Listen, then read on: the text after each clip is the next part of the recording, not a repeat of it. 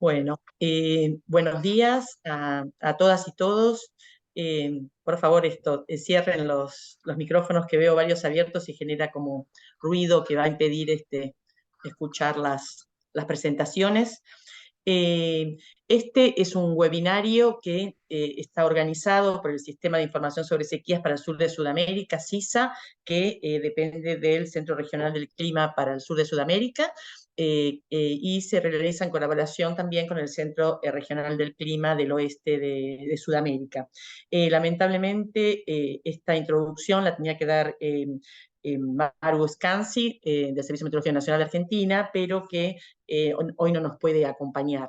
Entonces, brevemente, para que aquellos que no están al tanto de lo que es el SISA, quería contarles que es una iniciativa, como les decía, del Centro Regional del Clima para el Sur de Sudamérica, que involucra a los 6 países del sur de Sudamérica, que dentro de las iniciativas para avanzar en los servicios climáticos, identificaron a la sequía como una preocupación común, y entonces se estableció este sistema con el objetivo de reducir, de contribuir, ¿no?, a reducir los impactos severos, tanto económicos, sociales como ambientales, de las sequías, reforzando las capacidades institucionales regionales, la planificación y preparación, la gobernanza, la gestión de riesgo. Tenemos algunos sectores socioeconómicos prioritarios, como la agricultura, hidroenergía, transporte fluvial, aunque la información es para una amplia variedad de sectores, ¿no?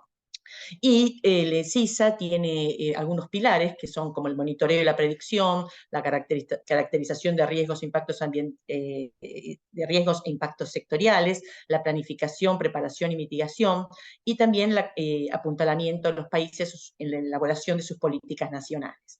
Y como componentes transversales tenemos la educación, la divulgación, la investigación y desarrollo, y la coordinación y vinculación institucional. Entonces, este webinario en particular surgió de las reuniones de los grupos de trabajo de monitoreo y pronóstico, donde se identificó la necesidad de avanzar en capacitaciones sobre las bases físicas que sustentan la variabilidad y la predicción climática en nuestra región.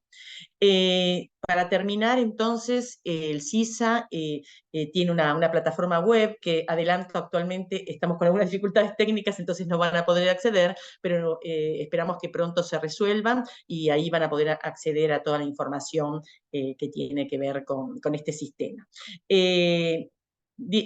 Habiendo dicho eso, entonces vamos a dar inicio a esta capacitación, en la cual hemos, como habrán visto en la agenda, tenemos tres presentaciones con las que intentamos cubrir distintos aspectos relacionados con la variabilidad climática en la región. Yo me voy a encargar entonces de dar los fundamentos de la variabilidad climática en el sur de Sudamérica, con el foco en el sudeste de Sudamérica. A continuación, Diego Campos se va a concentrar después voy a presentar mejor, en el oeste de Sudamérica, en la época invernal. Yo voy a hacer más foco en la parte de verano. Y finalmente Giancarlo Espinosa va a cubrir el oeste, pero también del continente, pero con foco en el noroeste. Es imposible cubrir con profundidad todos los aspectos relacionados con la variabilidad climática en solo 2 horas, pero esperamos con esto dar un pantallazo para quienes no están formados, no han recibido una formación profunda en la dinámica de la variabilidad climática, ¿no? Al final, después le enviaremos por mail una encuesta donde no solo queremos saber cómo les resultó esta capacitación, sino también identificar de los temas que hoy vamos a abordar, cuáles les gustaría ver más en profundidad, y también cuáles otros temas relacionados con la variabilidad climática les interesaría que abordemos en futuras capacitaciones, ¿no? Entonces, como les decía, mi presentación se va a abocar a los mecanismos físicos de la variabilidad climática en el sudeste de Sudamérica. Vamos a ver, por un lado, la influencia de la variabilidad climática de gran escala, el efecto combinado del monzón de Sudamérica y la variabilidad de gran escala sobre el clima regional del sur de Sudamérica. Y vamos a hacer foco en 2 bandas de variabilidad. Una es la variabilidad intraestacional, que influye en el clima en el término de semanas y que en los últimos años está teniendo, ¿no?, más más visibilidad, esto de poder predecir en la escala de semanas, pero es de los mecanismos, ¿no?, de nuestro clima que menos se conocen, fuera de la comunidad científica que trabaja en el tema.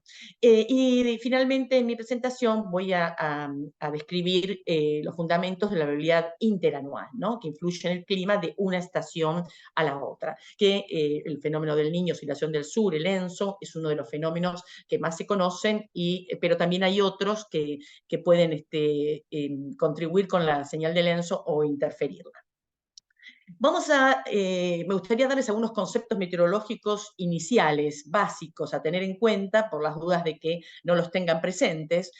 Por un lado, contarnos un poco cómo trabajamos con la circulación atmosférica, ¿no? Porque generalmente en los monitoreos climáticos, las variables que más se describen son las relacionadas con la lluvia, con la precipitación y con la temperatura, ¿no? Entonces uno tiene experiencia, conocimiento en cómo manejar las anomalías, ¿no?, los desvíos de valores semanales, mensuales, anuales, de esas variables con respecto a la climatología.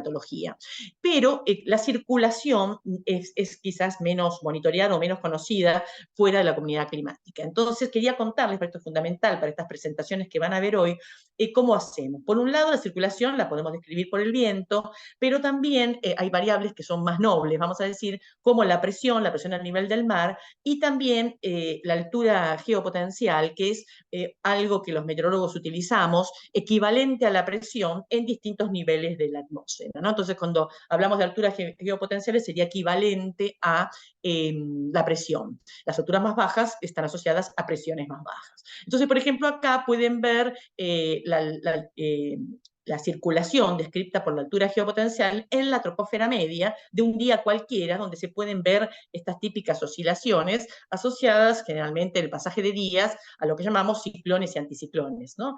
Pero uno podría entonces descomponer la circulación de un día o de un mes o de una semana en su parte media climatológica, ¿no?, al igual como se hace con las anomalías de temperatura, por ejemplo, y su anomalía, desvío o perturbación. Lo llamamos de distintas maneras. Y allí se puede ver que en el caso de la circulación, vista desde la presión o de la altura geopotencial, aparecen estas anomalías que van a estar asociadas a anomalías de presión más baja que lo normal o anomalías ciclónicas y anomalías de presión más alta que lo normal o anticiclónicas, ¿no? Y también se puede ver que esta circulación, estas anomalías están asociadas a estructuras tipo ondas. Entonces aplicamos teorías de ondas y en particular estas anomalías se asocian de la circulación con las llamadas ondas de Rossby.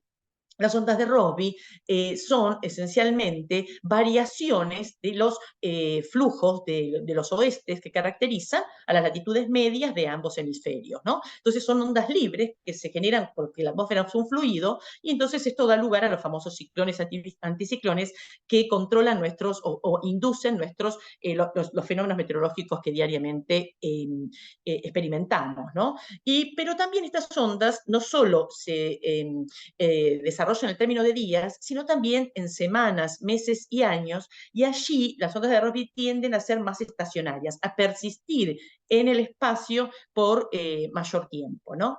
Y otra característica es que las podemos asociar con lo que se llaman teleconexiones. Esta es una palabra que muchas veces se utiliza para describir las anomalías de una región como es Sudamérica que están remotamente influenciadas por otra, ¿no? Entonces el fenómeno del Niño, oscilación del sur, es uno de los casos más paradigmáticos, pero vamos a ver en esta presentación que hay otras, ¿no? Entonces, las caracterizamos a estas teleconexiones como estos patrones de anomalías de circulación atmosférica.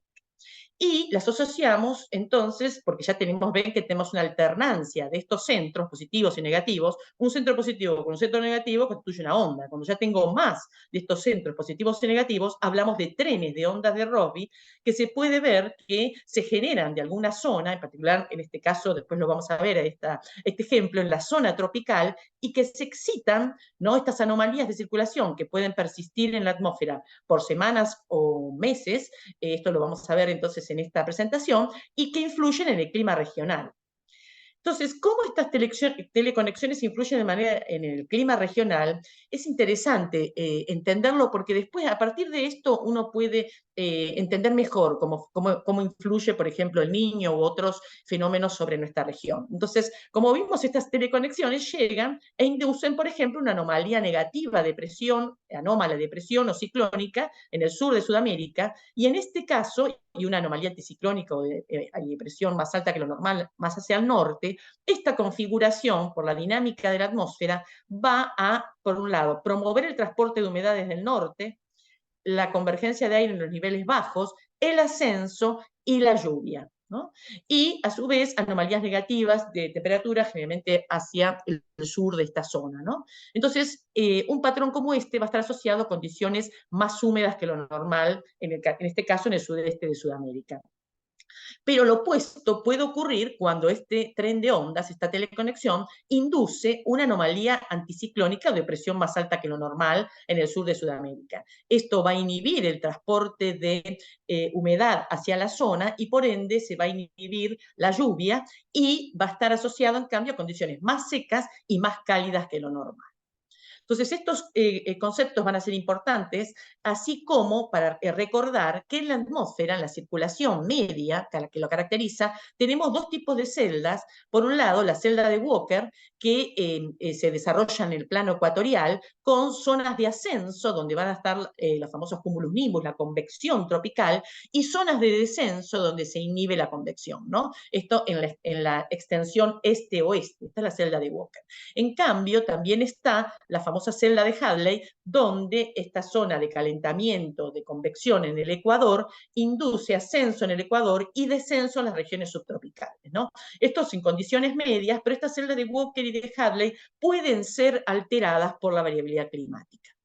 Y otro elemento fundamental a tener en cuenta en el estudio de la variabilidad climática es la presencia del monzón, de los sistemas monzónicos. En particular, en nuestro caso, es el monzón de Sudamérica, que se caracteriza, por un lado, por una estación lluviosa, ¿no? Acá tenemos en colores azules la precipitación media en el verano, en diciembre, enero y febrero, y la precipitación media en junio, julio y agosto, que más o menos estas estaciones caracterizan a las estaciones lluviosas en el Brasil central y en la estación seca, ¿no? Se destaca también en vectorcitos violeta el transporte de humedad integrado verticalmente, que se ve este gran giro anticiclónico que transporta la humedad del Atlántico tropical, se canaliza a lo largo de los Andes y de esa manera llega hacia el sur, y que también se destaca que en el sudeste de Sudamérica la lluvia está presente en las dos estaciones con mayor o menor magnitud, pero no hay un ciclo de estación seca y lluviosa como hay en el centro del continente o en el noroeste del continente, ¿no?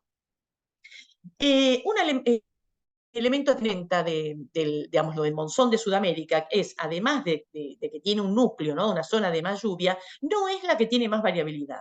La zona que tiene más variabilidad es esta banda extendida en la presentación media que mostramos en esta figura, de noroeste a sudeste, que la conocemos como la zona de convergencia del Atlántico Sur, o yo me voy a referir a las SACS, ¿no? Vamos a ver que tiene una influencia en el sur de Sudamérica de una manera significativa, cuando está presente en el verano. Entonces, con estos elementos vamos a adentrarnos en la variabilidad intraestacional. La variabilidad intraestacional, entonces, es aquella que se produce con periodicidades entre 10 y 90 días, es decir, son más largas que esas periodicidades de los sistemas sinópticos, ¿no? Que ocurren en pocos días, pero estamos considerando dentro de la estación. Para ver la magnitud de esta variabilidad podemos calcular los desvíos de distintas variables, la lluvia, la temperatura. En este caso estamos usando la radiación de onda larga. La radiación de onda larga, para los que no están familiarizados, se la conoce como OLR y se la utiliza como proxy de la lluvia, dado que, como ustedes saben, los datos de lluvia en Sudamérica son escasos como para describir espacialmente con buena calidad la variación de la lluvia en escala de días y semanas.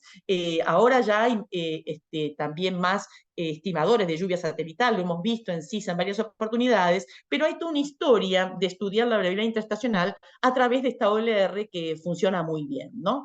Entonces uno puede, pero para poder ver la variabilidad intraestacional es necesario aplicar filtros, es decir, métodos matemáticos que van a remover de las series temporales diarias la variabilidad más corta que los 10 días y la variabilidad más larga, ¿no? Para retener en esas series, las llamamos series filtradas, solo esta variabilidad.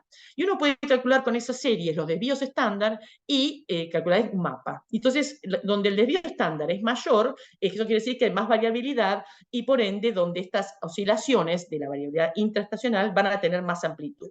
Entonces se ve que en la época fría del año, de mayo a septiembre, esta es la zona con mayor variabilidad intraestacional, mientras que en la época más cálida, de octubre a abril, vemos que en la zona de la SACS, ¿no? De la zona de la convergencia Atlántico Sur, es la región de máxima variabilidad intraestacional que también se extiende hacia el sudoeste de Sudamérica e inclusive más al sur. Estos patrones donde está la máxima variabilidad van a determinar, a su vez, cuáles son las características de la distribución espacial de esta variabilidad. A través de métodos matemáticos, como el análisis de funciones ortogonales empíricas o EOF, yo menciono las metodologías para quienes les interese conocerlas, pero se puede saber de la variabilidad intraestacional o de cualquier variabilidad sin conocer estos métodos. Pero bueno, a través de métodos como este, es posible identificar, aislar cuál es el patrón climático que más explica esta variabilidad, ¿no? Entonces, en este caso, a este patrón principal de variabilidad intraestacional de la lluvia o de la OLR en Sudamérica, lo conocemos con el nombre de patrón CIS. Y en el caso de la época más cálida, de octubre a abril, tiene una característica que es un dipolo. Fíjense que tiene un centro que puede tener, tiene signos opuestos y esto oscila. Entonces, como vamos a ver, cuando tiene un centro de anomalías, por ejemplo, negativas de lluvia sobre la zona de la SACS y anomalías de signo positivo sobre el sudeste de Sudamérica o viceversa. Entonces, en verano tiene una estructura tipo dipolar. En cambio, en la época invernal, como medio era de esperar, porque está la estación seca del monzón, solo tiene un monopolo, ¿no? Donde oscila entre periodos de lluvia más alta que lo normal y lluvia más baja que lo normal. Para que vean cómo modula la variabilidad intraestacional la lluvia regional, les muestro este ejemplo, que es la evolución de la lluvia diaria en barritas en una caja, ¿no? En promedio acá en el sudeste de Sudamérica, durante la temporada fría de mayo-septiembre del año 86, tomamos cualquiera. Y en la línea amarilla tenemos la serie temporal que caracteriza la variabilidad del patrón CIS. Esta metodología de funciones ortogonales empíricas da no solo la estructura espacial del patrón, sino también que proporciona su variación temporal a través de esta serie. Y entonces la comparación de esta serie con los datos de lluvia diaria permite rápidamente distinguir que cuando el patrón, el índice, toma valores positivos, está asociado en el sudeste de Sudamérica a una serie recurrente de días con lluvia, que tiende a ser en general lluvia más alta que lo normal, mientras que cuando el patrón adquiere valores, el patrón tiene un índice con valores negativos, está asociado en general a periodos más secos, que prácticamente no tienen lluvia o lluvia inhibida. Entonces, de esta manera, a través de describir la evolución del CIS, uno puede, por un lado, monitorear o anticipar estos periodos de días consecutivos de lluvia o de días consecutivos de poca o nada de lluvia. Ahora, ¿quién excita esta modulación? ¿No? ¿Quién hace que esto se produzca? Entonces, podemos ir para la gran escala, ¿no? Entonces, hay muchos estudios. Lo que hemos aprendido es que este dipolo, ¿no? Este dipolo que les mostraba acá, tiene variabilidad y el monopolo también en invierno, pero me voy a concentrar solo en el dipolo del verano, tiene periodicidades. Por un lado, en periodos más largos tiene un comportamiento distintivo, con periodicidades entre 30 y 90 días, mientras que en periodos más cortos, entre 10 y 30 días, tiene otras características. Entonces hablamos nosotros de variabilidad intraestacional, de periodos más largos y de periodos más cortos. Entonces les voy a contar brevemente cómo son las anomalías de circulación en el verano, en este caso es marzo-abril, cuando el patrón cis actúa en las escalas más largas, ¿no? Entonces, en el lado izquierdo tenemos las anomalías de OLR, donde las zonas verdes se tienen que asociar con condiciones más húmedas que lo normal y las zonas marrones con condiciones más secas que lo normal. Entonces, el día cero es el día en el cual este patrón tiene su máxima intensidad de signo con anomalías más húmedas que lo normal en el sudeste de Sudamérica y anomalías más secas que lo normal en la zona de las SACs. 20 días antes, en promedio, vemos que los signos son opuestos, ¿no? Más o menos es de esperar, pero es muy irregular también, pero en promedio, como que hay una separación de unos 15 a 20 días entre una fase, en la positiva y la negativa. Lo interesante es ver que cuando está en esta fase positiva, en el Pacífico ecuatorial oeste, vemos también condiciones más húmedas que lo normal, mientras que cuando hay condiciones más secas que lo normal en CESA, también hay condiciones más secas que lo normal en el Pacífico ecuatorial oeste. Esto, fíjense la magnitud, la extensión de estas anomalías de OLR en el Pacífico ecuatorial, ¿no? Son muy grandes. Y podemos ver, si comparamos cómo son las anomalías de circulación, en este caso las condiciones, los valores amarillos son condiciones de presión más alta que lo normal o anticiclónicas, y las azules son equivalentes a condiciones de presión más baja que lo normal. Entonces podemos ver que cuando tenemos las condiciones más húmedas en CESA asociadas al patrón cis positivo, vemos que está asociado a un tren de ondas que llega justamente hasta el Pacífico oeste ecuatorial, inclusive el Índico. En cambio, con una anomalía, en este caso azul, que es ciclónica. Pero cuando están las condiciones más secas que lo normal, hay un tren de ondas que también se excita del Pacífico oeste, pero que llega con una anomalía positiva anticiclónica, ¿no? Entonces, ya detectamos que hay una influencia del Pacífico ecuatorial oeste en la variabilidad interestacional del sudeste de Sudamérica durante el verano en las escalas de 30 a 90 días. Voy a volver un poquito sobre esto porque vamos a ver que va a estar asociado a la llamada oscilación de Madden-Julian o MJ. En cambio, en las periodicidades más cortas, acá vemos, por ejemplo, en marzo, abril y mayo, cómo este patrón también tiene estructura dipolar, que en su fase positiva tenemos de nuevo las condiciones más húmedas en el sudeste de Sudamérica, vemos que 7 días antes, ya son periodos más cortos, oscilan periodos más cortos, tenemos condiciones más secas que lo normal, ¿no? Esperen que pierdo la flechita. Y también podemos ver que está asociado a trenes de onda, ¿no? que vienen desde el Pacífico oeste, vienen inclusive desde el Índico, pero que definitivamente no están asociados en promedio a la actividad tropical. La fuente que da origen a estas variabilidades todavía no las conocemos mucho. Hay evidencias de que están asociados también a la dinámica del flujo de los oestes o a otras ondas ecuatoriales que no son la oscilación de Madden-Julian, pero todavía hay mucha investigación por hacer en esta temática.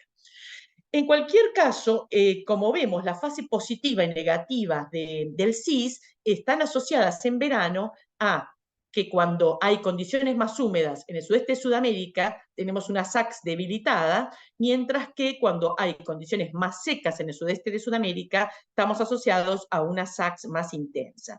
Hay muchas investigaciones que también han mostrado que durante la fase positiva del CIS hay mayor frecuencia de eventos extremos de lluvia en CESA, el sudeste de Sudamérica. En cambio, cuando tenemos la fase negativa del CIS, que es las condiciones más secas que lo normal, hay una mayor frecuencia de condiciones de olas de calor y fenómenos extremos de temperatura. Les traje un ejemplo para que vean en diciembre del 2013, donde se dio una dinámica, un evento CIS negativo, ¿no? Con anomalías negativas de lluvia en CESA y positivas en SACS, que tuvo anomalías de temperatura en el sur de Sudamérica muy intensas, fueron extremas, y que entonces estuvieron asociados una ola de calor extrema en Argentina y también en los países aledaños, simultáneamente con eventos extremos de lluvia e inundaciones en el sudeste de Brasil. Esto ocurre más frecuentemente de lo que nosotros esperamos o asumimos, ¿no? Entonces, como les decía, la oscilación de Madden-Julian es la que explica la oscilación de la variabilidad interestacional en los periodos más largos, no voy a entrar en detalles, y lo hace a través de cambios en la celda de Walker, inhibiendo la lluvia en el sudeste de Sudamérica, y a través de trenes de ondas de Ross. Vamos rápidamente, para ir terminando, porque me tomó mucho tiempo la variabilidad intraestacional, a contarles un poco más sobre la variabilidad interanual, cómo cambia la lluvia dentro de cada estación, ¿no? Y entonces, nuevamente, acá tenemos la magnitud de esta variabilidad, que en verano, enero, febrero, marzo, octubre, noviembre, diciembre, es muy intensa en la zona de las SACs y también en el sudeste de Sudamérica, mientras que en la parte más fría está asociada a más variabilidad en el sudeste de Sudamérica, a lo largo de todo el año, ¿no? Y después la parte de Chile la va a comentar Diego. Para mostrarles un poco de patrones de variabilidad interanual, por ejemplo, en la primavera, de nuevo aparece esta estructura de dipolo, pero en este caso varía en el término de años. Hay primaveras más lluviosas, donde el sudeste de Sudamérica está la lluvia más intensificada, y en SACS está inhibida, y lo opuesto. Y este patrón está asociado, por un lado, a la actividad del Niño Oscilación del Sur, pero también a la actividad que ocurre en el Océano Índico, asociada a lo que se llama el dipolo del Índico, que tiene anomalías de temperatura y superficie del mar de distintos signos a ambos lados de esa cuenca. De nuevo, ¿cómo llega la influencia de esas dos zonas oceánicas a Sudamérica? Ya se produce a través de cambio de la celda de Walker y a través de la excitación de estos trenes de onda de Rossby. Y lo que les quería contar es de esta influencia combinada que puede haber entre el fenómeno del Niño Oscilación del Sur y lo que ocurre en el Índico, que el dipolo del Índico tiene un origen diferente, independiente del Niño, y se pueden dar en conjunto o en forma separada. Y las investigaciones muestran que la combinación de un evento del Niño junto con uno del dipolo un evento del Niño con un evento positivo del dipolo del Índico puede intensificar las teleconexiones hacia Sudamérica e inclusive intensificar o modificar la zona de influencia del Niño, ¿no? Entonces, es muy importante ver cómo se da el Niño en combinación con este patrón, durante la primavera principalmente. Pero también hay otro patrón, y con esto voy a ir terminando, que puede influir en la variabilidad interanual y también en particular en la influencia del Niño sobre el sur de Sudamérica, y es el patrón SAN. El patrón SAN, o modo anular del sur, es un patrón que se caracteriza por anomalías de presión en forma de monopolo sobre la Antártida y anomalías de signo opuesto en latitudes medias. Este oscila en escalas también de días, semanas, meses, aparece presente todo en un rango amplio de periodicidades, y se asocia con la dinámica del vórtice estratosférico, en particular en la primavera y en el invierno, pero los flujos de los oestes que tenemos en la troposfera son capaces también de excitarlos. Y entonces, independientemente de la actividad de otros patrones, es capaz de inducir anomalías de lluvia y temperatura sobre el sur de Sudamérica. Y en particular, como les decía, se puede combinar con el Niño. Y entonces hay investigaciones que muestran que durante la primavera, el verano, inclusive el otoño, pero en particular en primavera y verano, eventos del Niño asociados con eventos negativos del SAM, en promedio, anomalías positivas de lluvia en CESA. Esto, de hecho, para mostrarles, por ejemplo, cómo son las anomalías de circulación durante los niños. Esto es una visión estereográfica polar, se llama la troposfera media, donde se ven las famosas teleconexiones asociadas con una fase negativa del niño. Esto inclusive se puede ver si uno toma solo los 7 niños más intensos. Pero ojo, porque puede haber sorpresas. El SAM nos puede dar sorpresas.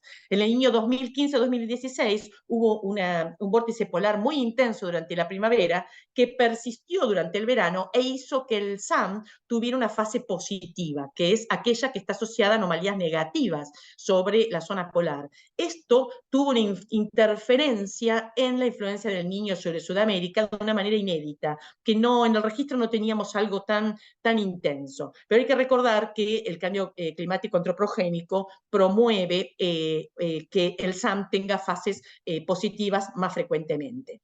Y entonces, en este caso, les quería comentar que con respecto a las anomalías de lluvia en el sudeste de Sudamérica durante enero, febrero, marzo, durante el Niño, que fue uno de los niños más intensos del registro, el 2015 y el 2016, hubo anomalías negativas de lluvia justamente por el efecto de interferencia del SAM.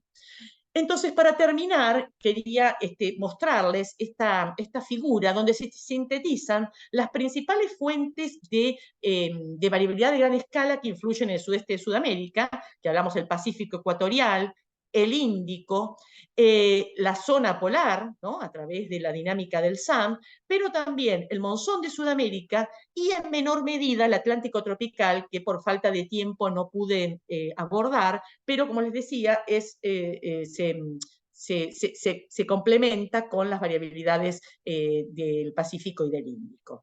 Y cuando la página del CISA esté disponible, les sugiero que accedan, después les vamos a enviar el link correspondiente a esta publicación que sacamos recientemente, que se llama Características de las sequías en el sur de Sudamérica, que elaboramos con Maru Escanzi y Marcela González, de la cual describimos bastante de las fuentes de variabilidad climática que afectan el sur de Sudamérica que acabo de describir.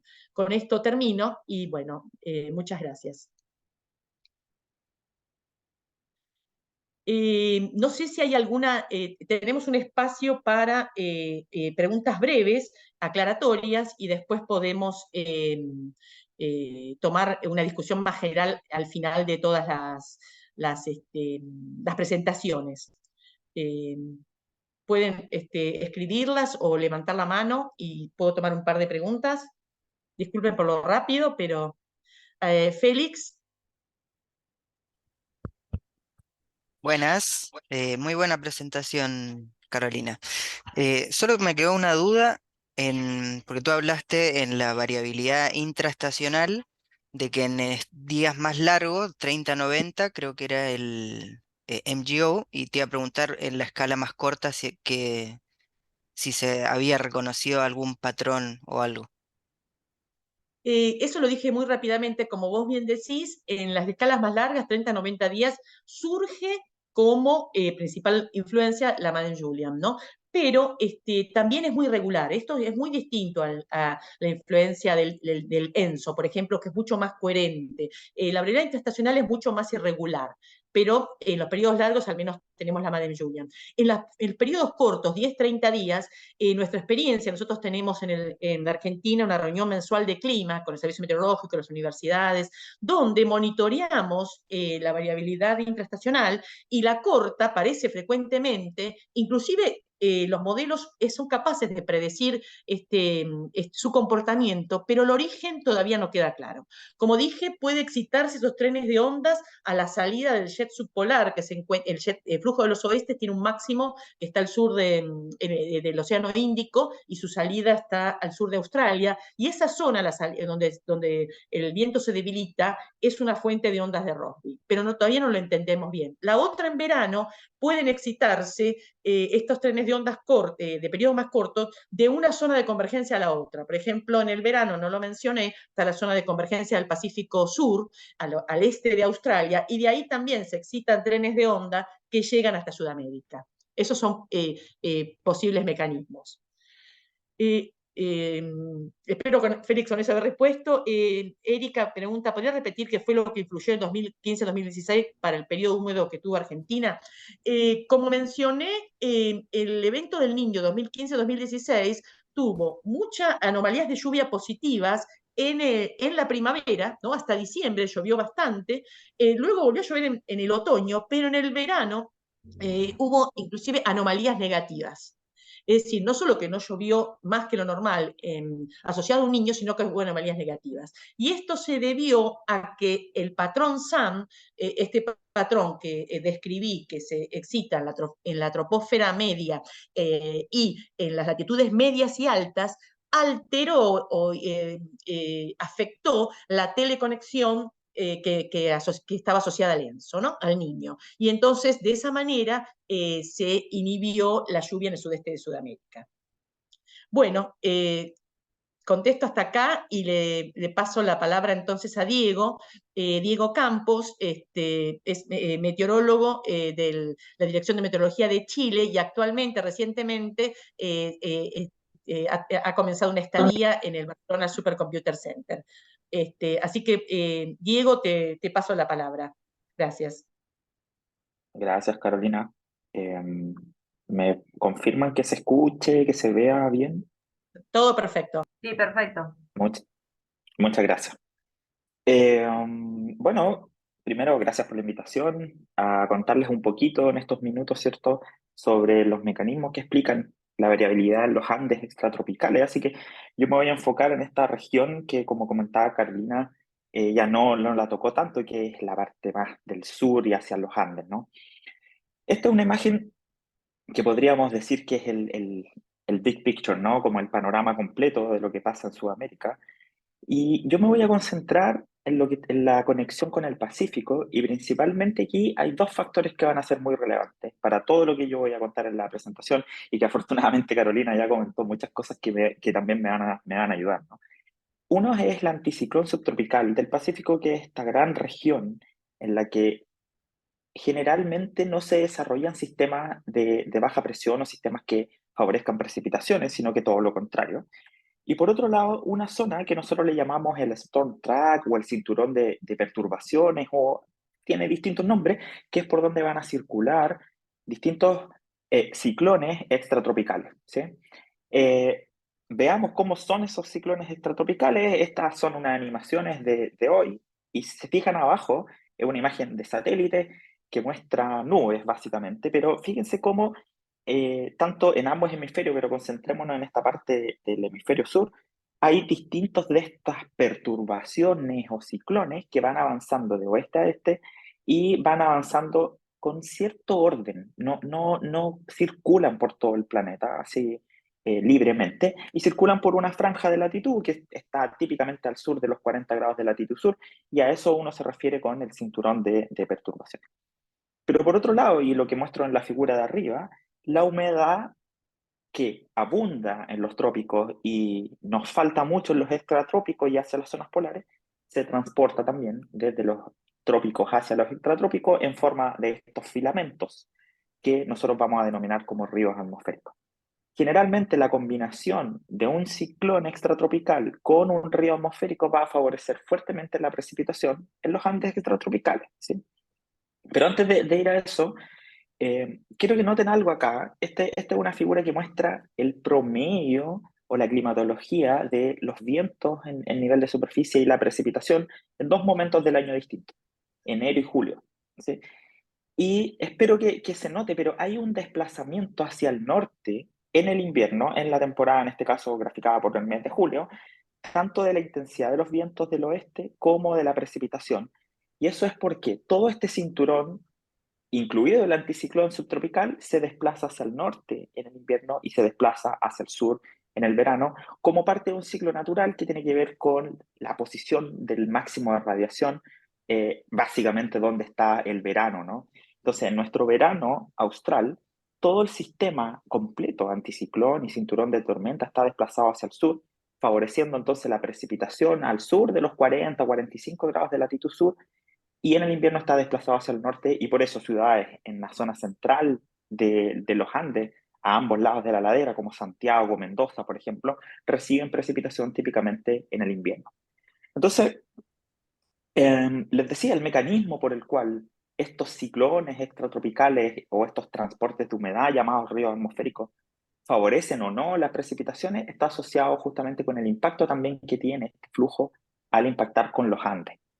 Y vamos a denominar a esto precipitación orográfica o incremento de la precipitación producto de la orografía. Entonces, los Andes generan una enorme barrera para los vientos. El aire está obligado a ascender, y en ese ascenso se produce condensación y se produce precipitaciones. Fíjense esta figura de acá abajo, es una correlación entre la intensidad del viento zonal, el viento que viene de oeste a este, con la precipitación. Fíjense, los colores rojos indican una correlación positiva, es decir, mientras más viento, más precipitación.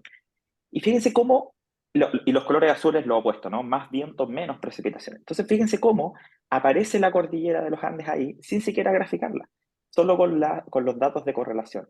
Este es el efecto que nosotros llamamos, por un lado, el aumento de la precipitación por orografía que está ocurriendo en la zona roja, ¿no? En la zona del oeste de los Andes, y al este es una zona que se le puede denominar sombra pluviométrica o tiene otros nombres también, que es donde el aire va a descender y el efecto va a ser completamente opuesto. Es decir, la combinación de la cordillera de los Andes, el flujo golpeando la cordillera de los Andes va a ser vital para el incremento o la disminución de las precipitaciones. Entonces, los elementos son justamente este anticiclón que de alguna forma genera una suerte de bloqueo, tanto para los ciclones tropicales como también para los ríos atmosféricos. El cinturón de tormentas y este desplazamiento norte-sur natural, ¿cierto? Que se da todos los años y que por lo tanto genera zonas temporadas lluviosas en el invierno y secas en el verano. Y por otro lado, la interacción del flujo con la orografía que va a provocar aumento en un lado en la ladera y al otro lado de la ladera disminución de las precipitaciones. Entonces todo esto se va a ver modificado por estos modos de variabilidad que ya les comentó Carolina, ¿no? Pero yo de nuevo me voy a enfocar en los impactos que tiene en esta región del Pacífico y del sur de Sudamérica. Entonces, el niño, y esta es una figura esquemática que intenta resumir muchos de los cambios o de las anomalías que ocurren durante un año del niño y que provocan entonces una señal de aumento en la precipitación. Primero, esta figura a la izquierda muestra el patrón típico de anomalías de precipitación cuando tenemos la fase positiva de esta oscilación del sur, es decir, tenemos un niño. Cuando tenemos un niño, si nos fijamos en los Andes extratropicales, que es lo que nos interesa, se ve una señal de un aumento de la precipitación. ¿Sí? La señal es opuesta con la fase negativa de ENSO, es decir, con la niña, en que hay una disminución de la precipitación, típicamente, ¿no? ¿Cuál es el mecanismo físico? Bueno, cuando ocurre un niño, significa que el Pacífico ecuatorial está caliente, ¿no? Ese mayor calentamiento genera divergencia y genera una excitación de onda o una propagación de ondas que también lo mencionó afortunadamente Carolina, que son estas ondas tipo Rossby. Estas ondas tipo Rossby que están graficadas aquí esquemáticamente, ¿no? Va a generar por una parte una desviación de por dónde está circulando este storm track o cinturón de tormenta. Y por lo tanto, los ciclones extratropicales ya no van a viajar libremente por esta región que se conoce como el Mar de Amundsen-Bellinghausen, que es entre el sur de Sudamérica y Antártica, ¿no? Porque hay anómalamente altas presiones que impiden de alguna forma el paso de estos ciclones extratropicales y se va a producir un desplazamiento hacia el norte. ¿Qué tan hacia el norte? Va a depender de todos los eventos del niño son distintos y como también mencionó Carolina, hay otras interacciones, pero va a favorecer esto, el paso de más ciclones extratropicales por la zona central de Chile.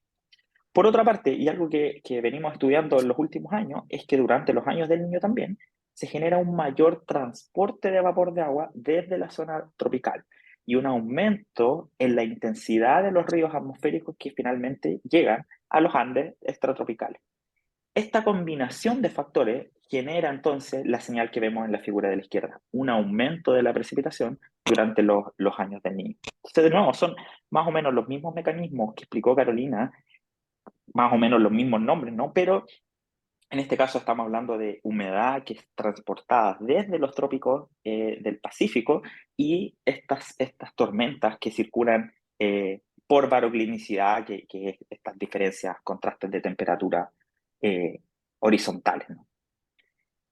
Si nos caemos a una variabilidad de menor escala temporal, que es la escala intraestacional, de nuevo esta escala dentro de una estación, entre 60 90 días, algo así, Me lo había vamos a hablar pasado, de la oscilación de Mann-Julian y que te lo tiene pasó mucha por mail, relación por al mail. Perdón, Diego micrófono. Bancalari, cerrasle el micrófono, gracias. Gracias, Carolina. Um, la oscilación de Mann-Julian tiene que ver con, si lo intentamos simplificar, ¿no? Con la posición en donde ocurre un máximo de tormenta y nosotros le ponemos número a estas cosas para hablar de fases de la Mann-Julian. Y vamos a ver cómo distintas fases de la Mann-Julian van a generar distintas respuestas en la precipitación andina también. Entonces, fíjense, este es un trabajo de Brad Barr del año 2012. Hay muchos otros trabajos, creo que por ahí Carolina también mostró algunos de Álvarez o algunos otros autores, y que han mostrado diferencias en el patrón de precipitaciones dependiendo de distintas fases de la oscilación de Magellan. ¿Por qué? Porque cuando ocurre esta convección tropical, se va a generar una onda de Rossby que va a favorecer, en algunos casos, altas presiones en la zona central de los Andes extratropicales o al frente de la costa de Chile, o bajas presiones. Entonces, por ejemplo, la señal más clara negativa o de disminución de precipitaciones con la fase 4 de la oscilación de Magellan, cuando la convección tropical está muy hacia el continente marítimo, ¿sí? O la fase 8 favorece todo lo contrario, favorece un aumento de las precipitaciones en los Andes extratropicales, cuando la convección está más cerca del Pacífico Central. Es como un mini niño, es una señal muy parecida a la que les mostré con el niño, pero ocurriendo solo en la escala de las semanas. Por último, la gran escala o la variabilidad en los años, ¿no? También tiene que ver con estos modos de variabilidad y en este caso con la oscilación anular del sur, con el SAM, que como bien dijo Carolina, tiene una tendencia positiva en los últimos años, ¿sí? Esta figura intenta mostrar eso. ¿Qué pasa con eso? Que la tendencia positiva de SAM ha favorecido tendencias negativas de los vientos del oeste, justamente en la región de los Andes extratropicales. Y como les mostré anteriormente, hay una correlación positiva entre más precipitación y mayor intensidad de los vientos.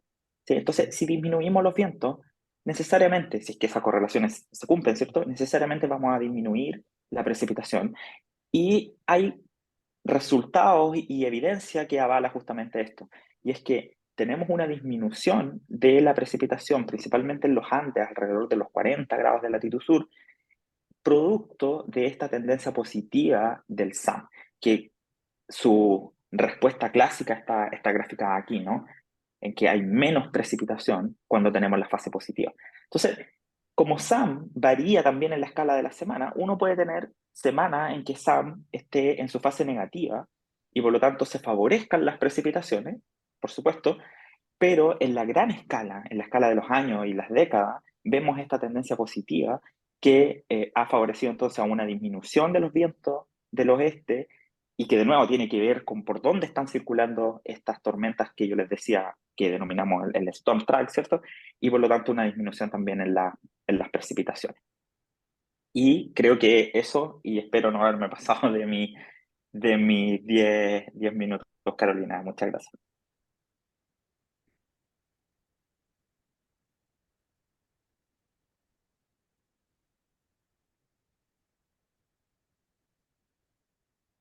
¿Sí? Hola.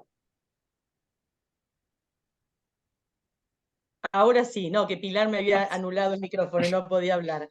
Bueno, muchas gracias, Diego, la verdad que estuvo excelente. Podemos tomar algunas preguntas ahora y después explayarnos más en la discusión final.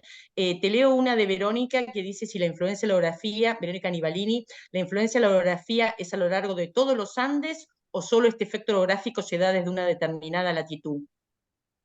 Todos los Andes, todos los Andes. Por ejemplo, en la zona central, entre los 30 y 35 grados de latitud, la orografía es tan importante, es tan alta, que incluso modifica la dinámica de los propios ciclones extratropicales. Y la posición, la orientación, incluso la velocidad de los ciclones se ve afectada por la orografía.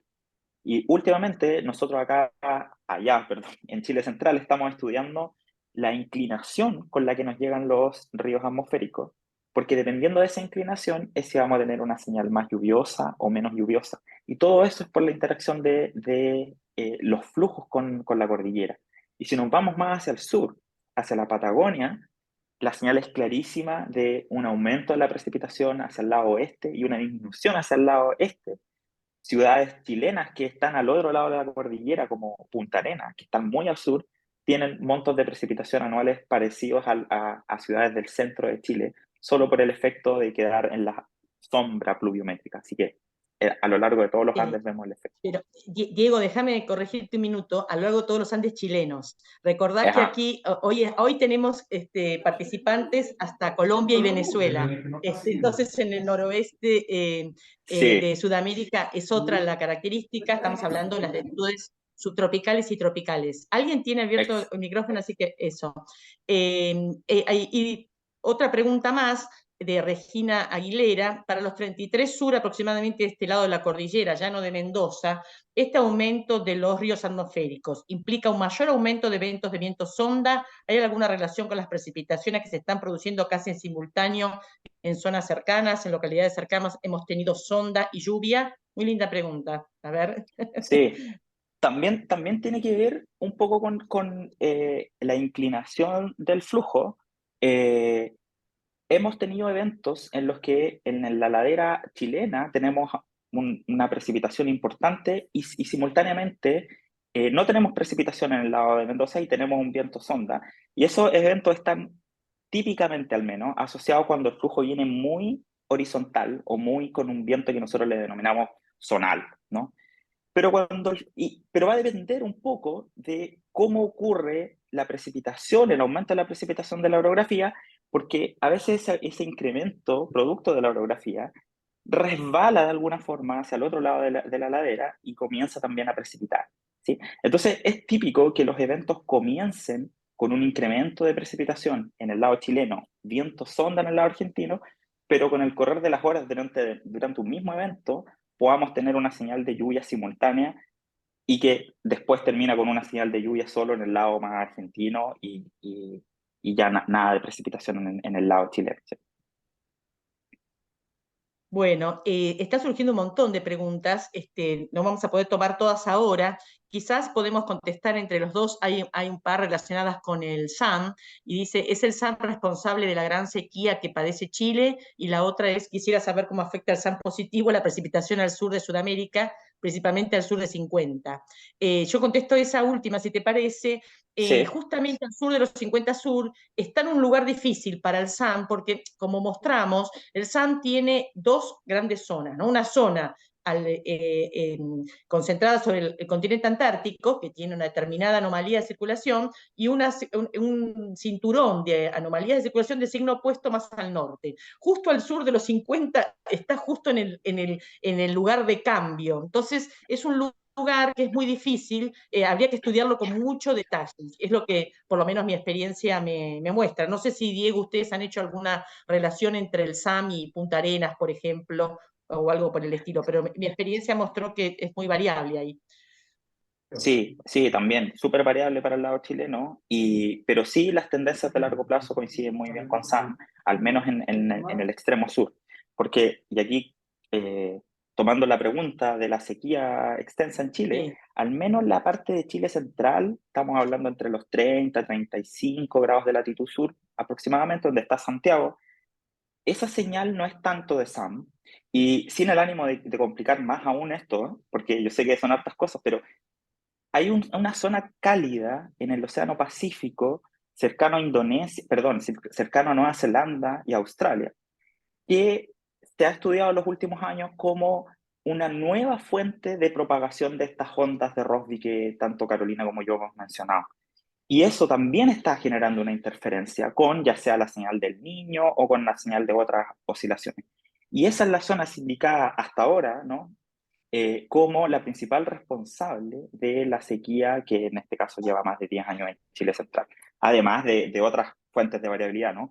Pero sería más esa la señal, se le ha denominado el Southern Block o la mancha cálida a esa región cálida ahí cerca de Nueva Zelanda. Bueno, muchas gracias. Vamos a cortar ahora, es casi la hora, digamos, me refiero a la hora argentina, a las 11. Vamos a retomar en 15 minutos. Entonces, vamos a cortar ahora y en 15 minutos vamos a continuar con la presentación de Giancarlo. Adelanto que sí, que estamos grabando y esto va a estar disponible en el canal de YouTube del Centro Regional del Clima en unos días. Muchas gracias. En la discusión final.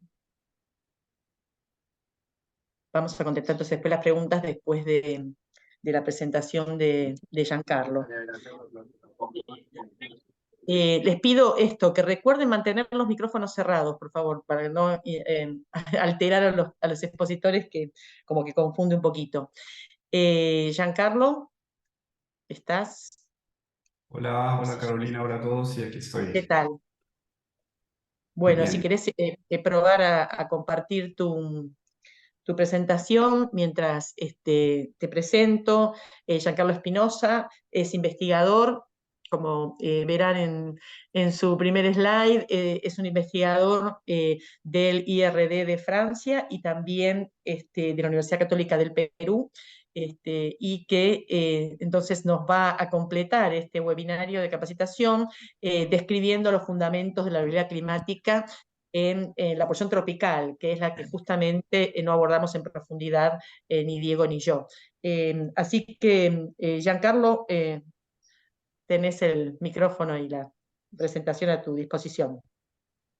Muy bien, muy buenos días a todos. Muchísimas gracias por la invitación. Efectivamente, soy investigador del Instituto Francés de Investigación para el Desarrollo, IRD, profesor visitante de la Universidad Católica del Perú desde hace poco tiempo. Estoy basado aquí en Lima, al pie de los Andes tropicales y en la ciudad pues bañada por el Pacífico tropical.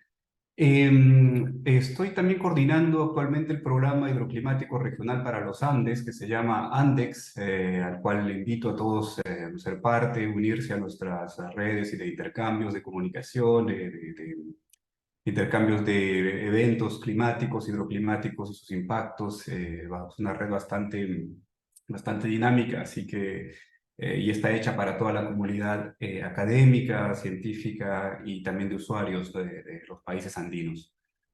Bueno, muy bien.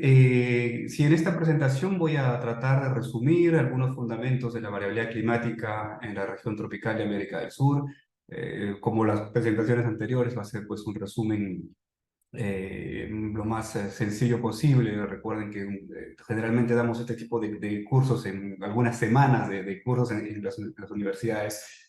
Entonces vamos a hablar básicamente de algunos fundamentos de manera breve y de manera más simple posible.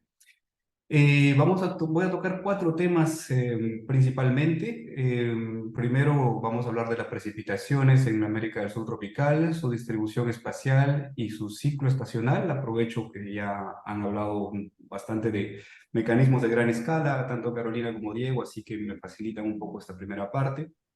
También sobre los elementos climáticos que modulan la variabilidad de las precipitaciones. Creo que va a ser importante cuando hablamos de esta región tropical hacer una breve introducción sobre el fenómeno del Niño y sus impactos obviamente, y pues finalmente la variabilidad interanual de las precipitaciones y algunos eventos extremos.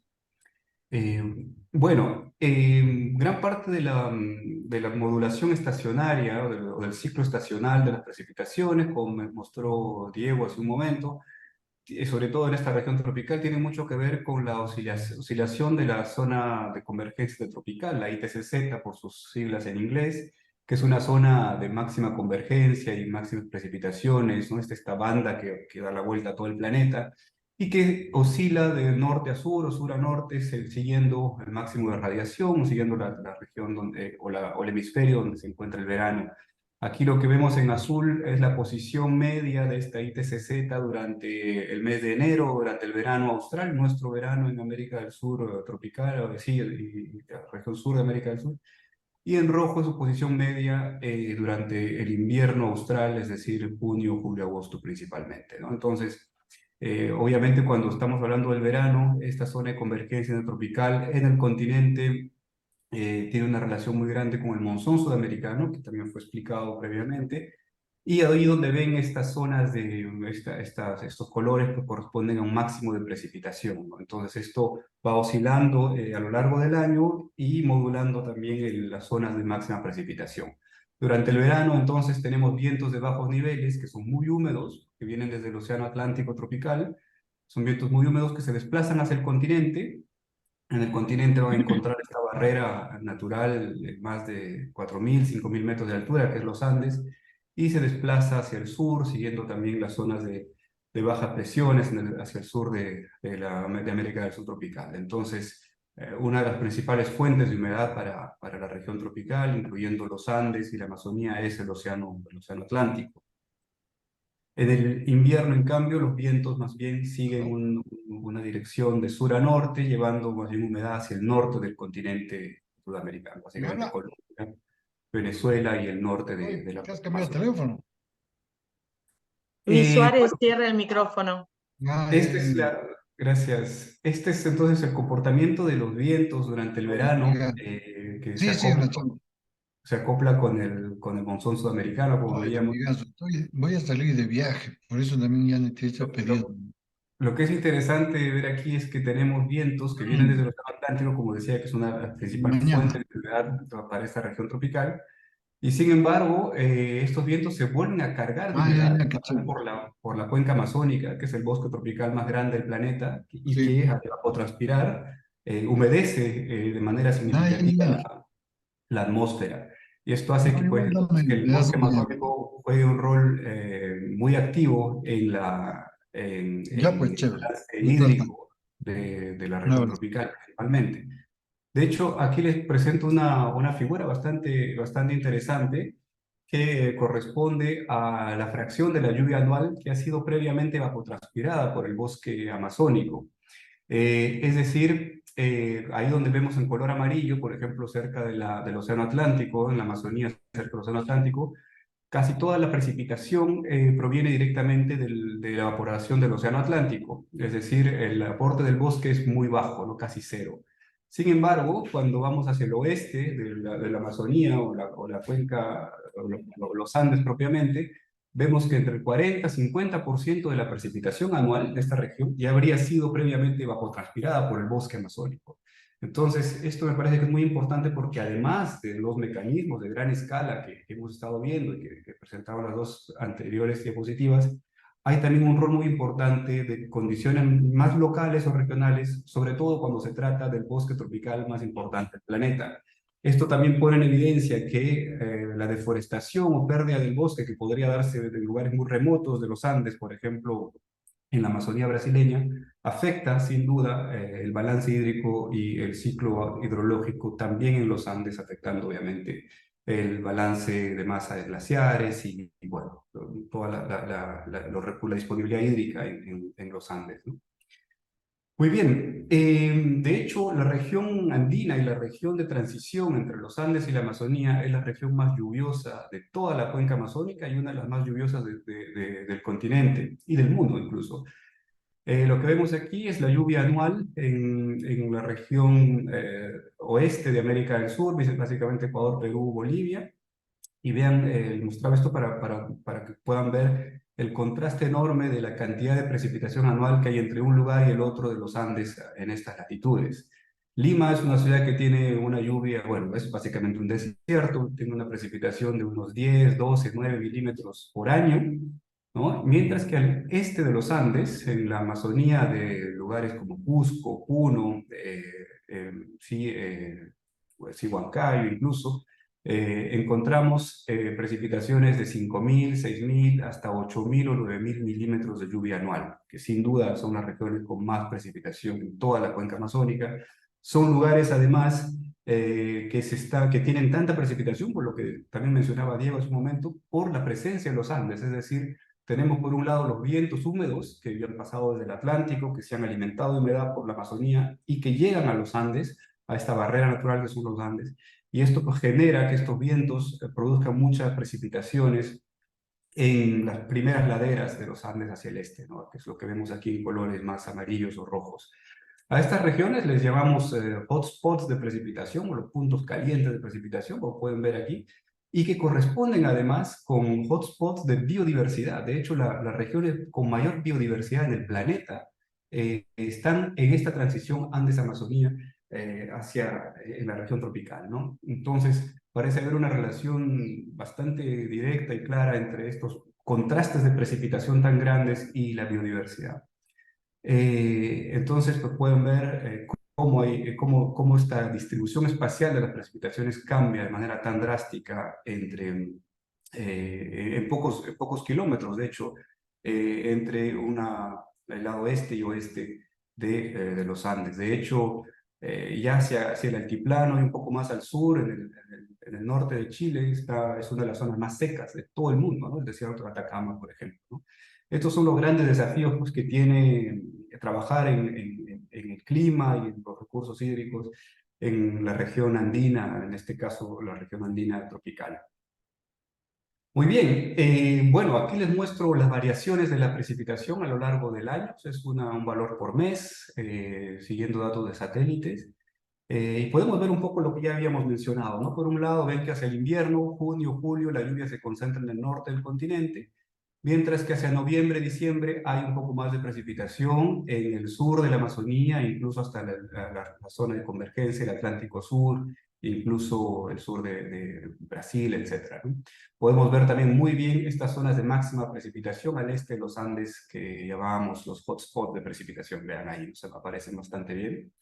También es muy interesante ver que, bueno, que una de las regiones más lluviosas del mundo se ve aquí, la región del Chocó en Colombia, del Pacífico colombiano, que es lo que vemos acá. Vean una lluvia muy intensa a lo largo de todo el año, por mecanismos también de vientos frontales que llegan desde el Pacífico en este caso. Y también es interesante ver que hacia la región ecuatorial, es decir, entre 5 grados norte y 5 grados sur, hay lluvias casi constantemente todo el año, ¿no? Vean, por esta zona de aquí, incluyendo el norte de Perú, la Amazonía ecuatoriana, colombiana. Prácticamente no hay un ciclo anual de precipitaciones muy claro, ¿no? Que es lo que vamos a ver a continuación. Aquí vemos algunos información de lluvia mensual. Cada barrita de este gráfico es la lluvia en un mes, desde enero hasta diciembre, para estaciones principalmente de Colombia y también Venezuela y Ecuador. Entonces vemos que efectivamente hacia el norte predomina este ciclo anual con más lluvias en el invierno austral, junio, julio, agosto, mientras que hacia el sur de esta figura, es decir, ya en la región ecuatorial, ¿no? Cerca de los 0 grados, hay más bien ciclos anuales combinados. Por un lado, ciclos donde hay lluvia constante casi todo el año, como en este de aquí, otros donde más bien los picos de lluvia aparecen durante los equinoccios, es decir, octubre y marzo, y también otros ciclos anuales ya un poco más, con más lluvia hacia el verano austral. En esta otra figura vemos, es como la continuación de la figura anterior, yendo hacia el sur. Ya vemos los ciclos anuales de precipitación en Ecuador y Perú, básicamente. Y volvemos a ver lugares como Iquitos en la Amazonía peruana, con una lluvia bastante constante a lo largo del año, un ciclo anual muy débil, es lo que llamamos, entonces lluvias constantes a lo largo del año. Pero también vemos en Ecuador estos ciclos anuales bimodales que le llamamos, con dos picos en el año, muy cerca de estaciones donde hay un solo pico durante el invierno austral. Es decir, por un lado, su posición en la región ecuatorial y también la presencia de la cordillera de los Andes genera esta diversidad de ciclos estacionales en esta región. Entonces, en esta región norte o noroeste de la cuenca amazónica y la parte andina, no se puede decir claramente cuál es la época de lluvias, ¿no? Es decir, hay regiones muy cercanas donde la época de máxima lluvia difiere de otra, y hay regiones donde simplemente hay una lluvia constante a lo largo del año. Ya hacia el sur, principalmente al sur de los 8 grados sur, en Perú y en Bolivia, lo que va a predominar es más bien un ciclo anual del tipo tropical sur, característico con mucha lluvia, pues en el verano, como este de aquí, con lluvia entre noviembre y diciembre hasta marzo, básicamente. Y esto es lo que predomina, como les decía, unos 6, 8 grados de latitud sur, hacia incluso ya Bolivia, el norte de Chile, Argentina, el norte de Argentina, ¿no? Es decir, un típico régimen de precipitaciones tropical sur, con mucha lluvia durante el verano austral, producto en gran medida del monzón sudamericano que fue explicado anteriormente. Y este monzón sudamericano va a generar también en las regiones de alta montaña algunos otros cambios que vamos a ver en esta diapositiva. Lo que vemos aquí es la precipitación en color, en escala de grises, la precipitación en verano, en la figura de aquí arriba, y aquí en invierno, ¿no? Como decíamos, en invierno la precipitación se va a concentrar en el norte del continente. Por aquí vemos esta banda de mucha lluvia, que es la zona de convergencia intertropical, la ITCZ. Y por aquí en verano vemos la ITCZ un poco más hacia el sur, mucha lluvia en el sur de América del Sur tropical y el sur de la Amazonía, y la zona de convergencia del Atlántico Sur. Bueno, esta zona de convergencia en bajos niveles está asociada a una zona de divergencia en altos niveles. Lo que vemos aquí en línea son los flujos de corriente de viento en altos niveles, en este caso a 300 hectopascales, que corresponde a unos 9.000 o 10.000 metros de altura. Entonces hay una zona de divergencia en esta región asociada a la convergencia en los bajos niveles, y esto va a generar, por un lado, una circulación anticiclónica en niveles altos de la troposfera, muy conocida, muy famosa, que se llama el Bolivian High o el Alto de Bolivia, porque está pues, ubicado sobre el territorio de Bolivia, ¿no? Vemos entonces estos flujos que en los Andes tropicales, en Bolivia, Perú, incluso en partes de Ecuador, genera vientos que vienen desde el este, ¿no? Vientos del este en altos niveles. Hacia el invierno, más bien, bueno, desaparece esta zona de máxima convergencia en el sur de América subtropical, y por ende también esta divergencia en altos niveles, y ya no vemos esta alta de Bolivia, vemos más bien flujos dominantes del oeste, ¿no? Estos westerlies, flujos que vienen del Pacífico hacia el continente y luego hacia el Atlántico. Lo que es interesante de esto es que diversos trabajos han mostrado la relación, una relación bastante sólida, de hecho, entre estos vientos del este, es decir, modulados por la intensidad y la posición del Bolivian High, y la precipitación en los Andes tropicales. Es lo que vemos aquí. Aquí tratamos de hacer un corte en una sección que va del Pacífico al Atlántico, como vemos en esta franja gris, que es la que vemos este corte aquí. Por aquí estarían los Andes, el altiplano básicamente. Y en altos niveles pues tenemos vientos del este, ¿no? Que son estos vientos, flechas que vemos aquí, estas flechas blancas. Bueno, cuando estos vientos del este son intensos, lo que hace esto es que favorece el ascenso de humedad desde la Amazonía hacia los Andes, produciendo más precipitaciones en esta región.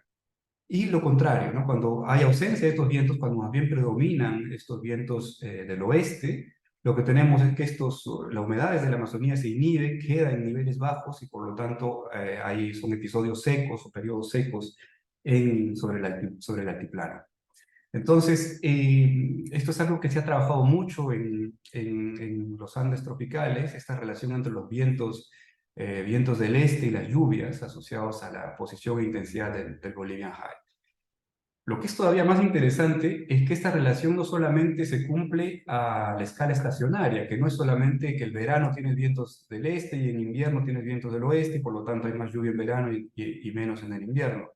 También funciona esta relación cuando trabajamos a la escala interanual, es decir, de un año al otro, ¿no?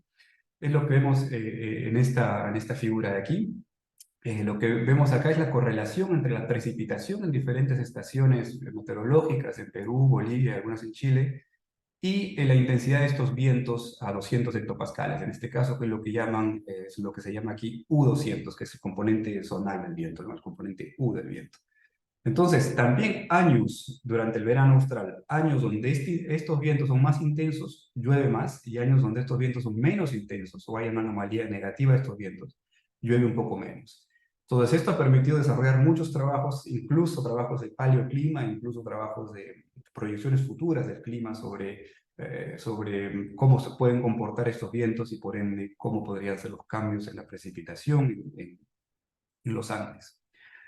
También es interesante ver que esta relación entre intensidad de vientos del Alto Bolivia y la lluvia también se ha demostrado que existe a una escala multidecadal, es decir, hay periodos de 12, 14 años donde hay más intensidad de estos vientos, y por ende son décadas más húmedas en los Andes, y otros periodos de 12, 14 años donde hay más bien menos intensidad de estos vientos y por ende periodos más secos en los Andes.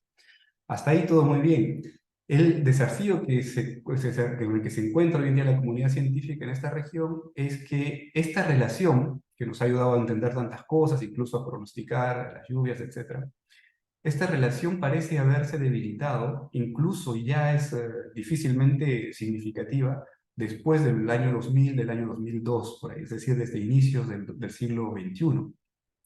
Y más bien parece haber otro tipo de mecanismos más asociados a la convección desde la Amazonía propiamente, que parecen modular más la variabilidad interanual de las lluvias en esta región.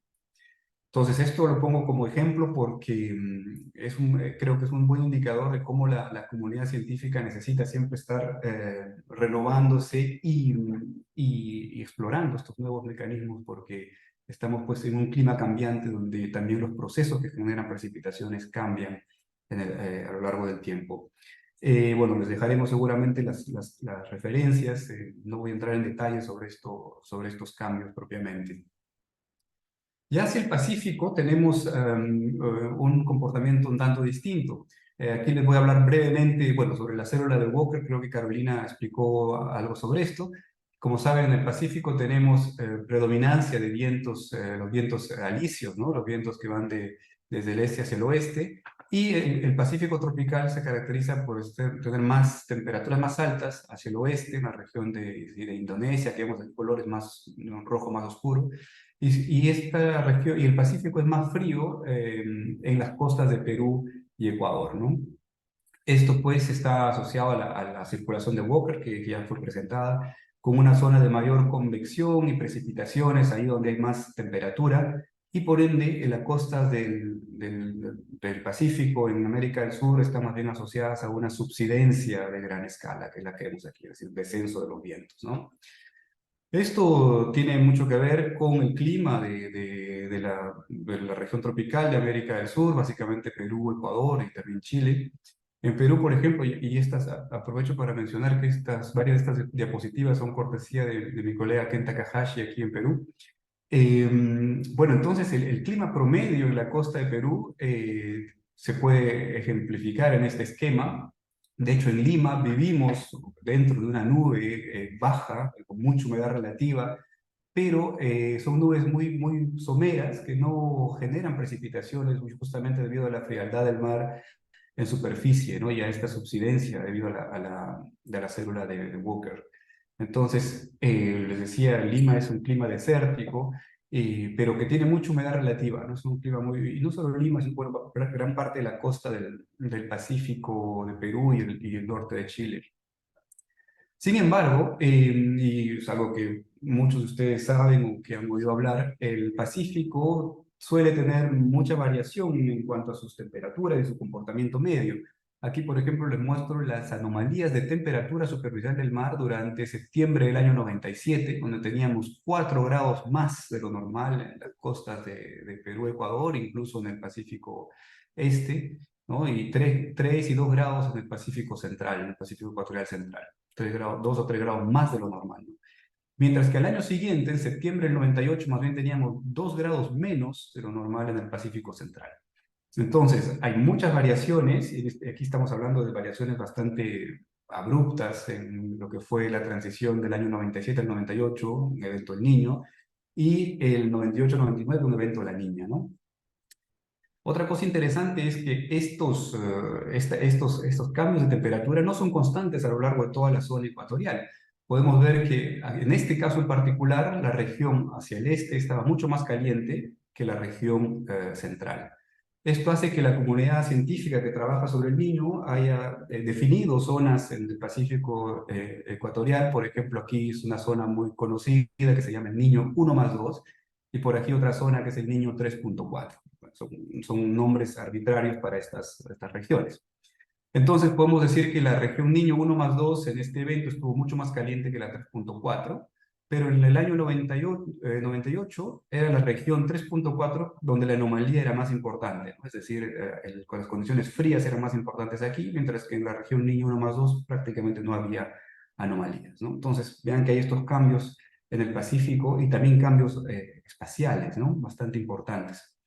Obviamente estos cambios en la temperatura superficial del mar van a producir cambios también en la célula de Walker, y esta célula de Walker va a presentar un máximo de convección y de precipitación allí donde la anomalía de temperatura superficial del mar es más alta. Entonces, si se calienta más el Pacífico Central o el Pacífico Este, allí tendremos mayor convección y precipitación, y pues las células, las zonas de subsidencia van a también modificarse o cambiar de lugar, ¿no? Entonces, durante un año, el Niño, típico con condiciones muy calientes en la costa de Perú, de Ecuador, pues lo que tenemos es que se rompe esta barrera del capa de inversión y tenemos tormentas tropicales en una zona desértica, produciendo pues impactos muy grandes, ¿no? Incluso sobre el PBI nacional, etcétera, ¿no? Por un lado, por las fuertes inundaciones que produce en la costa norte y central de Perú, básicamente, ¿no? Bien, pero no es el único impacto. Vamos a ver luego que en el Perú también hay impactos del Niño asociados a sequías, sobre todo en los Andes. Entonces, ¿por qué es interesante analizar estas dos regiones en el Pacífico? Vean, hace algunos años, hasta los años 90, la tendencia global era pensar que, bueno, cuando había un evento del Niño, se calentaba todo el Pacífico ecuatorial, ¿no? Pero esto ha ido cambiando. Vean, lo que vemos acá es un poquito complicado, pero lo que es interesante. Lo que vemos aquí, concentrémonos en la línea negra, por ejemplo, que es la correlación móvil de 7 años, es decir, el grado de asociación que hay entre estas dos regiones, entre el Niño central o la temperatura en la región central y la temperatura en el mar en la región este, ¿no? En la región 1+2. Y este grado de asociación desde los años 50, por ejemplo, hasta los años 2000, era relativamente alto, es decir, una correlación de 0.75, 0.8. Es decir, cuando se calentaba una zona, también se calentaba la otra, cuando se enfriaba una zona, también se enfriaba la otra, la variación era más o menos semejante entre ambas zonas. Pero desde los años 2000, estas dos regiones se desacoplan por alguna razón que todavía no está del todo bien explicada, ¿no? Esos son temas bajo investigación todavía. Estas dos regiones, este grado de asociación se desacopla y por lo tanto hay periodos ahora donde tenemos niños muy fuertes en el Pacífico Central, pero no en el este y viceversa, ¿no? Esto da origen incluso a hablar ahora de los tipos del niño, ¿no?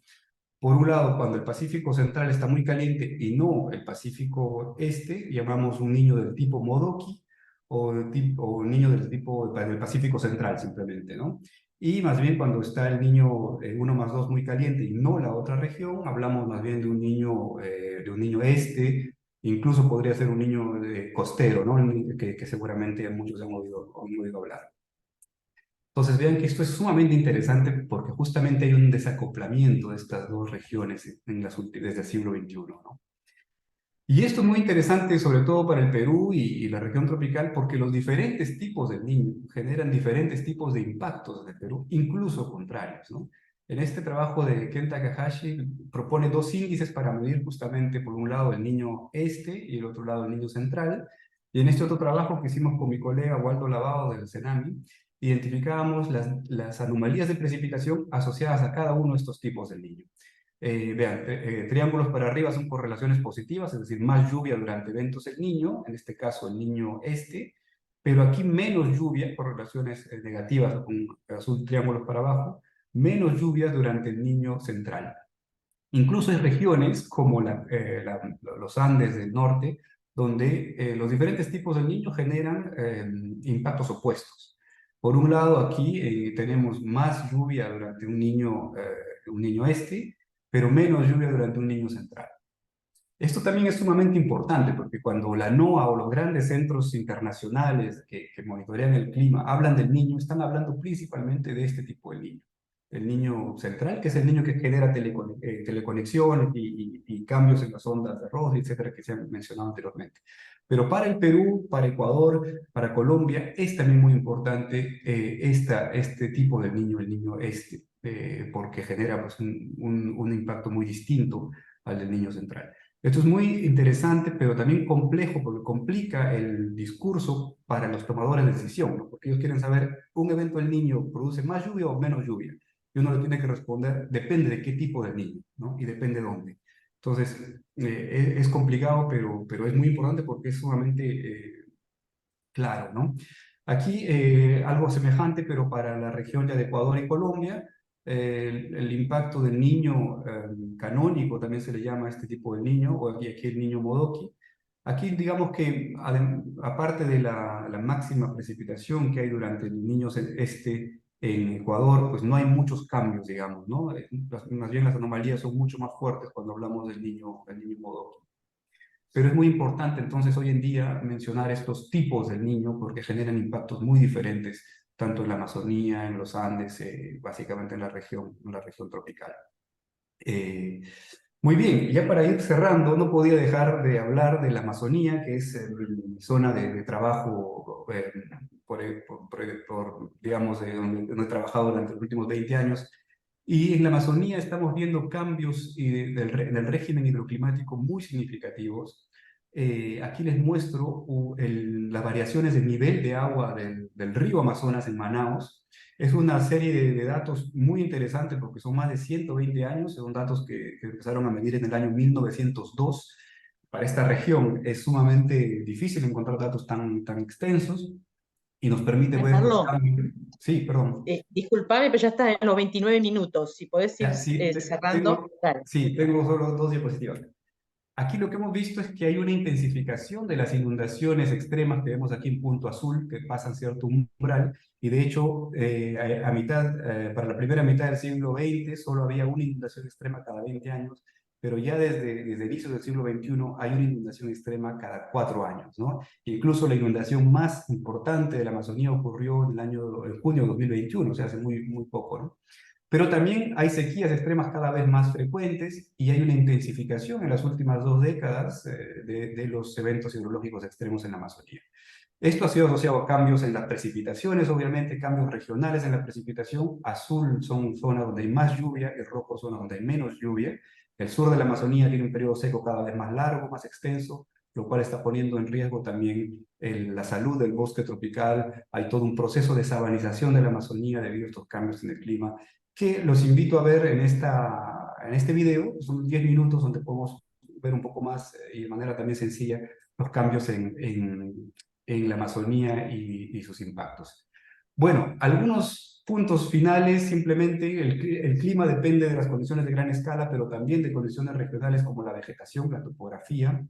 Y algo que es muy importante, en esta región al menos hemos visto que hay cambios muy importantes desde inicios del siglo XXI, como cambios en el Niño, cambios en los procesos que generan lluvias en los Andes y también cambios en la Amazonía. Y esto requiere pues mucha investigación. Es verdad que la finalidad de nuestro trabajo es siempre el pronóstico y ayudar a prevenir de impactos, pero también se requiere mucha investigación porque es un clima cambiante y los procesos que generan lluvias también cambian o están cambiando desde las últimas décadas. Muchísimas gracias y perdón por pasarme algunos minutos. Gracias. Bueno, muchas gracias, Giancarlo. Primero vamos a tomar algunas preguntas para Giancarlo. Como se ve, la dinámica por el norte, al norte de la región de Sudamérica es bien diferente y es por eso que requiere este análisis dinámico diferente. Te leo alguna pregunta, Giancarlo. Carolina Herrera nos pregunta cómo se podría explicar los efectos contrarios entre un país y otro. Colombia está muy cerca a Perú y Ecuador, pero el Niño se traduce en tiempo seco. Bien, ¿Tenés sí, el micrófono? Ahí.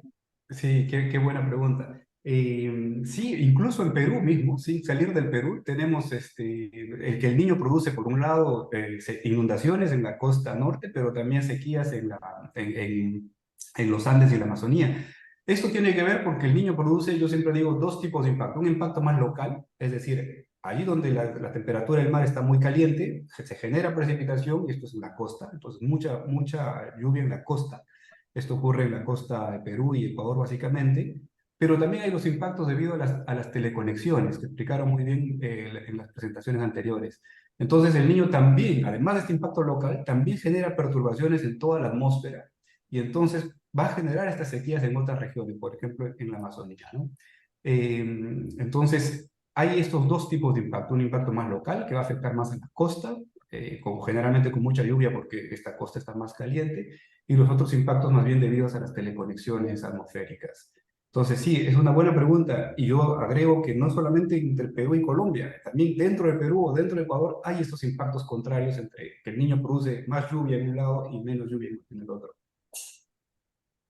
Gracias. Cristian Riveros Lizanas también te pregunta, dice, geniales todas las presentaciones, Giancarlo, ¿cuál sería el patrón del niño global en contraste con los otros niños?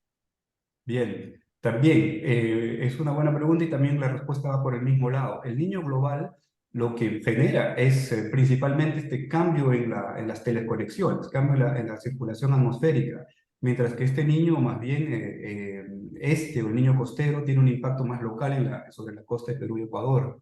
Yo siempre pongo el ejemplo de una piscina que es un flujo como la atmósfera, que está tranquila, digamos, y si se le pone una piedra en el medio, lo que va a generar es ondas que van a viajar, ¿no? Esas son las teleconexiones. Eso es lo que genera principalmente el niño global. Mientras que el niño costero va a afectar más de manera local la costa norte de Perú. También tiene impactos remotos, digamos, pero son más débiles que los del niño central, del niño global. Y entonces Carolina Herrera pregunta, entonces durante la niña hay más lluvias en los Andes y el Amazonas de Perú. Perfecto, Carolina, has entendido todo en la presentación. Sí, efectivamente, muchas de las inundaciones extremas en la Amazonía están asociadas a la niña. Sí. Ahora hay que tener en cuenta que esa correlación es un poco más débil que la que uno puede encontrar con las lluvias en Piura o en las lluvias en el norte de Ecuador, o digo, en Ecuador, ¿no? Pero porque en la Amazonía depende de muchos otros factores, pero sí, es muy frecuente que durante la niña tengamos inundaciones muy fuertes o lluvias más fuertes en la Amazonía. Gracias, Giancarlo. Te piden que copies el link en el chat eh, y ahora vamos a empezar a abrir las preguntas a cualquiera de las tres presentaciones. Hay algunas pendientes de las presentaciones anteriores. Voy a continuar algunas también para Giancarlo, que preguntan, presentó el Alta de Bolivia en años no niños, sin embargo se debe tener en cuenta que el Alta sufre una deformación en años niños y este mecanismo sería el responsable que en años niños se presente mucha lluvia en el norte del Perú y déficit hídrico en el sur. ¿Cuál es su apreciación? Sí, muchas gracias el complemento, más bien, porque efectivamente es algo que podría haber explicado con un poco más de tiempo. Sí, esta Alta Bolivia efectivamente se cambia durante años el niño, ¿no? Básicamente se debilita y esto explica efectivamente que haya menos lluvia en el altiplano. Las sequías más grandes en el altiplano han sido asociadas a eventos El Niño, salvo la última sequía del año 22-23, que no entendemos muy bien a qué otro factor fue debido en el altiplano, me refiero, porque sequías de esta naturaleza solamente se habían visto anteriormente durante años El Niño, debido justamente a este debilitamiento de Bolivia que mencionaba José. Gracias. Y después, en relación a este tema, voy a juntar dos preguntas, una de Juan Julio Ordóñez Gálvez y otra de Johnny Morán, donde preguntan si es necesario unificar los criterios y conceptos del niño y no discretizarlos en 3.3, 1.2, costero, y si hay niños canónicos que piensan siendo niños costeros, ¿por qué no prestar atención la región 1.2 de la misma manera que la región 3.4? Creo que acá, voy a decir algo general, estas cajas tienen una historia atrás que surge principalmente de los centros mundiales de pronóstico, pero en la realidad es que sabemos mucho más del niño ahora, del momento de definir esas cajas, y también lo que está surgiendo de las tres presentaciones es que cada región tiene que saber muy bien cuál es la zona del Pacífico ecuatorial que más la afecta, ¿no? No sé si Giancarlo y Diego quieren hacer comentarios a esto, porque creo que atraviesa las tres presentaciones. Sí, Giancarlo, Diego. sí, bueno, es una pregunta importante y compleja a la vez. Sí, yo creo que más que unificar los criterios sobre el niño, creo que, como dice Carolina, es redefinirlos y entenderlos. Bueno, es lo que está haciendo la comunidad que trabaja sobre el niño, ¿no? Ahora se habla más de niños canónicos, de niño central, etcétera. Porque justamente ambas regiones tienen impactos diferentes en distintas regiones. Lo que es importante, por ejemplo, en el caso del Perú, es más allá que unificarlos, es redefinirlos y entender bien que ambos tipos de niño, o sea, yo he hablado de dos, pero hay por lo dos o quizás hasta tres, tienen impactos diferentes. Entonces es bueno conocer eso y hablar de tipos del niño, creo que ya es un progreso importante. Sí, es lo que podría decir. Diego. Sí, en Chile, por ejemplo, cuando se habla del niño, en realidad se está hablando del niño 3-4, de esa región del niño, pero eso no es porque uno quiera omitir la existencia de los otros niños, sino que de hecho es todo lo contrario, es intentar simplificar un poco, porque sabemos que es el niño 3-4 el que nos impacta directamente, al menos en términos de precipitación. Entonces, es esa la región, al menos para los Andes centrales y extratropicales, que fue un poco lo que yo hablé en la presentación, es esa la región del niño la que más nos interesa.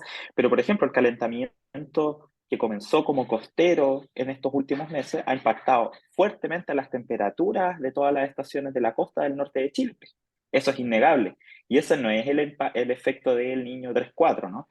Entonces, eh, lamentablemente estas cosas van a ser así, complejas, porque no es solo, y como mostró muy bien Giancarlo, no van necesariamente acoplados el niño costero con el niño del Pacífico Central, y, pero a veces por simpleza uno le dice el niño nomás, esperando que no nos pregunten más, ¿no? Pero es eso, o sea, nosotros en Chile hablamos del niño justamente porque sabemos que es el niño 3-4 al que nos referimos y justamente porque había mucho estudio detrás de que ese es el que más nos importa, al menos en términos de lluvia. Y Exacto, yo sí. quería complementar un poco estos comentarios, porque esto revela la necesidad de que exista una comunidad científica local, porque si es que solamente vamos a escuchar el niño por la NOAA o por los grandes centros internacionales, ellos, y como muy bien dice Diego, se van a preocupar principalmente por los tipos de niño que afectan su clima, sus actividades, etcétera, ¿no? Entonces, es la comunidad científica local la que tiene que investigar estos tipos de niños y, claro, unificar conceptos, en fin, todo esto, ¿no? Pero ahí viene, creo que es muy importante esa necesidad de una comunidad científica, de una masa crítica local, sabiendo cuáles son las necesidades y las zonas de interés. Sí, en la misma línea quería hacer dos comentarios. Por un lado, esto que también en el sudeste de Sudamérica, el niño 3.4 es el que sabemos que tiene mayor correlación con los cambios en la lluvia, pero al mismo tiempo este mayor conocimiento que nosotros hemos adquirido y que les hemos compartido hoy, que quiero resumir dos cosas y ligarlo con una pregunta que hizo Diego Bancalari Solá, que por un lado es, el niño no es lo único que ocurre en la atmósfera, en el caso del sur de Sudamérica es el patrón climático dominante, pero en general no ocurre solo, sino que se hace en simultáneo con otros patrones climáticos que nosotros mostramos y que esa combinación varía con la época del año. Entonces es muy importante ese conocimiento local. Por otro lado, no se puede esperar que en un determinado mes el niño sea el único que explique la lluvia de un mes. Leo la pregunta de Diego porque se fue más para arriba. Diego Bancalari Solá menciona que durante septiembre, y a pesar de que el niño 3.4, 1 más 2, estaban arriba de 1 grado, la acumulación de precipitación en la mayor parte de Argentina fue muy inferior a lo normal y que en el sur de Brasil llovió más, ¿no? ¿Cuáles fueron los otros drivers que evitaron la formación de lluvia? Justamente tomar la lluvia de un mes y ligarla solo con el niño es limitado, porque para poder ver la influencia del niño, lo ideal sería verlo en escalas más largas, ¿no? Hacer promedios de 2 meses o de 3 meses e ir viendo esa evolución. Pero inclusive ahí puede haber una combinación con otros factores, ¿no? En el caso del solo mes de septiembre en el sur de Sudamérica, en realidad cuando uno mira el patrón de anomalías, las anomalías fueron de la lluvia por encima de lo normal en el nordeste de Argentina y en el oeste y en el oeste de Argentina y Chile y en el noroeste de la Patagonia, ¿no? Entonces, en la región centro quizás fue negativo. Y acá entonces ligo con otra pregunta que había quedado ligada de sector hidrología EBI, que preguntaba, atendiendo los forzantes mencionados, ¿no? Que yo terminé con un mapa donde decía tenemos que prestar atención al Pacífico Ecuatorial, al Índico, al monzón de Sudamérica, al Atlántico y a la zona polar, ¿no? Y entonces consulta el sector hidrología qué es lo que está pasando con este niño en particular. Entonces, podemos compartir informalmente, nosotros tres somos investigadores, bueno, Diego tiene responsabilidades operativas cuando está en el Servicio Meteorológico de Chile, pero en general somos investigadores, los que dan los pronósticos, los monitoreos son los servicios meteorológicos, pero sí le podemos compartir cómo vemos los distintos forzantes. Entonces, por un lado, si bien ya tenemos un niño en desarrollo, ¿no? con todas las características que la mayoría conoce, estamos viendo que en esta primavera va a haber un evento, una fase positiva del dipolo del Índico, es decir, que habría condiciones para que en octubre, noviembre y diciembre el efecto del niño se combine con el dipolo del Índico, lo cual reforzaría la señal del niño. Con respecto al SAM, el SAM no se puede pronosticar con más de 15 días de anticipación. Ese es un gran problema. Entonces, por eso el SAM nos trae sorpresas, ¿no? Porque no tiene esa predictibilidad. Pero la experiencia de ir mirando el SAM, estamos viniendo con un SAM que está cambiando de fase bastante seguido. Es decir, el 2015-2016 venía todo el invierno, toda la primavera, con una fase positiva muy fuerte que se mantuvo hasta el inicio del verano. Eso no lo estamos viendo ahora, el SAM está oscilando, lo cual no, podemos decir, no va a ocurrir lo de 2015-2016 con esa magnitud, pero no podemos asegurar que el SAM no interfiera de manera negativa con el niño por la falta de predictibilidad. Y algo interesante es el Atlántico, que no lo tocamos demasiado, pero ¿cuál es la señal para que en el sur de Sudamérica llueva más que lo normal con un niño? Es que haya condiciones más cálidas que lo normal en el Pacífico ecuatorial, de la temperatura de la superficie del mar, y anomalías negativas de temperatura de la superficie del mar en el Atlántico ecuatorial. Esa es la mejor combinación para que llueva más que lo normal en el sur de Sudamérica. Bueno, el Atlántico viene más caliente también. No se está dando ese contraste, no sé si hay Giancarlo y Diego quieren mencionar algo, no se está dando ese contraste del Pacífico Atlántico más canónico. Entonces no sabemos si eso es el calentamiento global que está afectando a todas las cuencas por igual, ¿no? Los niños están viniendo distintos justamente porque estamos en un mundo de 1.1 grado de calentamiento por encima de los valores industriales, ¿no? No sé si quieren Giancarlo y Diego comentar algo sobre esto último. Sí, esto me hace pensar algo también muy importante. Efectivamente, hay que pensar en estas de manera multifactorial, ¿no? De muchos factores que van a generar cambios en la atmósfera y en las lluvias. Para el caso de la Amazonía, porque había una pregunta por ahí sobre las sequías en el sur de la Amazonía, en realidad, un primer factor que genera sequías en la Amazonía es el niño, justamente, ¿no? Decía hace un momento que la niña produce inundaciones y pues el niño fue asociado a muchas sequías, sobre todo hasta los años 90. Luego de los años 90, las grandes sequías ya no estuvieron mayormente asociadas al niño, un poco, pero principalmente al Océano Atlántico Tropical Norte. Cuando el Océano Atlántico Tropical Norte está muy caliente, hay condiciones más secas en el sur de la Amazonía. Entonces, esto hablando, me hace acordar justo lo que decía Carolina. En la Amazonía, cuando tenemos esta combinación de el Niño en el Pacífico, o sea, caliente en el Pacífico, y un Atlántico tropical norte muy caliente, es seguro que vamos a tener sequías muy importantes. Y es justamente las condiciones de este año. Y ya desde inicios del año tenemos el Niño por el Pacífico y un Atlántico bastante caliente. Y de hecho hay condiciones muy secas ya en los ríos amazónicos que nos está preocupando bastante y también son condiciones muy calientes, es un clima muy cálido. Entonces, sí, hay que ver también el Atlántico, efectivamente, porque como decía un poco en mi presentación, la principal fuente de humedad para la región tropical, al menos es el Océano Atlántico, y tiene un rol pues importante, ¿no? Eso. Diego, ¿vos querés comentar algo sobre esto? Sí, ¿O no? ¿Mm? sí, algo que también me surge a raíz de estas preguntas es que cuando uno miraba la señal del niño del 97, por ejemplo, que es uno de los niños que se usan como ejemplo muchas veces por los impactos, por la intensidad que tuvo, uno veía que el niño era la gran señal de calentamiento en el Pacífico y prácticamente que en el planeta. Pero cuando uno miraba el comienzo de este niño, veía que también el Atlántico está caliente, que el Atlántico Norte también está caliente, que el Pacífico Norte, etc. Entonces, ese es un poco un terreno un poco desconocido de los impactos que pueden tener los futuros niños en nuestra región, justamente porque ya no es la única fuente de calentamiento. Hace solo algunos años, lo que les comentaba, esto de esta zona más cálida de lo normal, cerca de Nueva Zelanda, está influenciando las precipitaciones, también con una señal de teleconexión eh, en Chile central y en toda la parte del sur.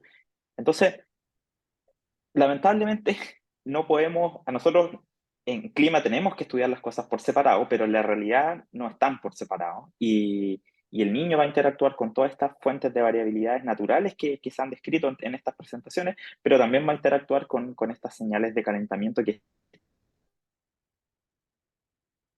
años, y lamentablemente eso nos pone mucha incertidumbre al final a la hora de querer hacer pronósticos, por ejemplo, basados en los patrones observados en el pasado.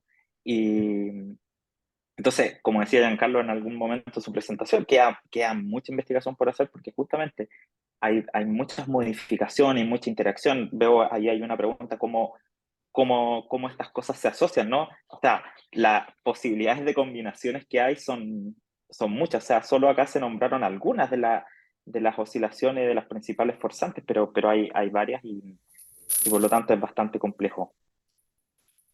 Gracias. Quiero retomar un par de preguntas que hizo Gabriela Labrador con respecto a la corriente en chorro de Sudamérica o low level jet, que primero había preguntado cómo se altera el low level jet en la Cuenca del Plata en relación a los principales forzantes, ENOS, ENSO, MGO, SAM, y después dice, en septiembre el low level jet estuvo casi ausente en la Cuenca del Plata, lo mismo que durante casi toda la última niña de 3 años. Empiezo por el final, no es lo mismo lo que ocurrió en septiembre que lo que ocurrió en los años anteriores.